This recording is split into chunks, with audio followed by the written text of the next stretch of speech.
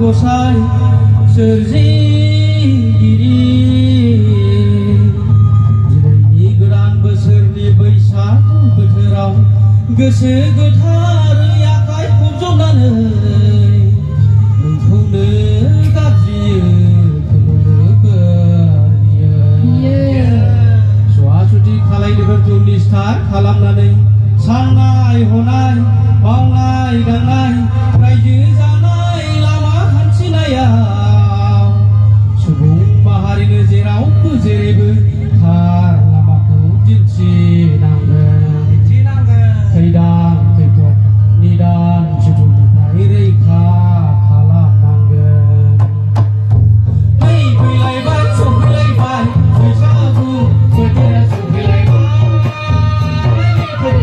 फैलायबाय सफैलायबाय बैसागु बोथोरा सफैलायबाय खाम सिफुं सेरजानि दामनाय देंखो बाबा गुरुंबा गुरुंबा बाबा गुरुंबा गुरुंबा जेबो साबोर बोरायला बाबा गुरुंबा गुरुंबा बाबा गुरुंबा गुरुंबा जेबो साबोर बोरायला